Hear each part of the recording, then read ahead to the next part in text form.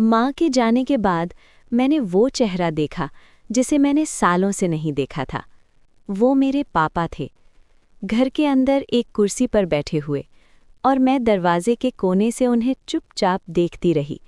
जानती थी कि वो मेरे पापा हैं, लेकिन दिल में एक अजनबी सा एहसास था। कोई अपनापन महसूस नहीं हो रहा था, बल्कि उनके पास जाने से डर लग रहा था। उन्होंने मुझे आवाज़ दी, आ जाओ मेरे पास, लेकिन मैं दरवाजे के पीछे चुप गई।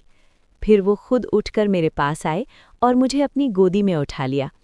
उस पल मुझे अजीब सा महसूस हुआ, क्योंकि नानी के अलावा मुझे कभी किसी ने गोदी में नहीं उठाया था।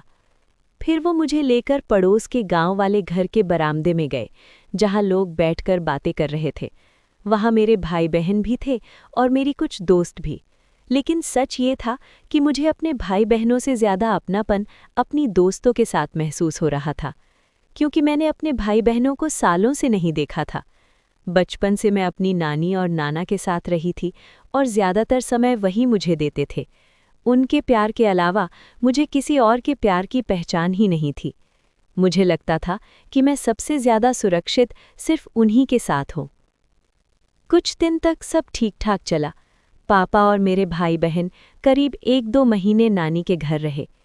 फिर मेरी ज़िंदगी में एक ऐसा मोड़ आया जहां मैंने एक ऐसा फैसला ले लिया जो शायद मुझे नहीं लेना चाहिए था। वो फैसला था पापा के साथ असम आने का। पापा असम के थे और उनके वापस जाने की तैयारी शुरू हो गई। जाने से पहले बहुत कुछ हुआ, जिसकी यादें आज भी मेरे मन में धुंधली सी हैं। कहीं रोते हुए सामान समेटना, कहीं रास्ते में आंसू बहाना, स्कूल के बच्चों को हाथ जोड़कर विदा कहना, जैसे सब कुछ बहुत जल्दी जल्दी और उलझन में हो रहा था। फिर हम कुछ दिनों के लिए किसी रिश्तेदार जैसे लोगों के घर भी ठहरे। मुझे आज भी साफ नहीं पता वो कौन थे, लेकिन उन्होंने हमें अपने घर रखा। वहाँ कुछ समय बिताने के बाद 2-3 हफ्तों में हम बस में बैठकर असम के लिए निकल पड़े। हम लोग असम पहुँच चुके थे। पापा का गांव था, एक छोटा सा गांव, उदमारी। जैसे ही हम वहां पहुंचे, लगा जैसे पूरे गांव को खबर हो चुकी हो। पापा के रिश्तेदार, पड़ोसी और कई छोटे छोटे बच्चे हमें देखने के लिए इकट्ठा हो गए थे। लोग आ तो रहे थे, पर स्वागत करने कोई नहीं आया। कुछ लोग मेरी आंखों का मजाक उड़ा रहे थे, तो कुछ मेरी भाषा पर हंस रहे थे, क्योंकि मुझे उनकी भाषा नहीं आती थी। मैं बचपन से अपनी नानी के घर में पली बढ़ी थी, जहाँ की गारो भाषा ही मेरी दुनिया थी। वही मुझे आती थी उस वक्त। हम पापा के घर आए तो थे, लेकिन वो घर घर जैसा बिल्कुल भी नहीं लग रहा था।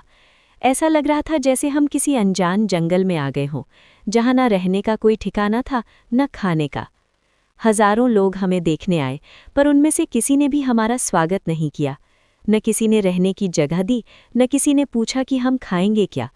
कोई कुछ कह रहा था तो कोई कुछ, और हम बस खामोश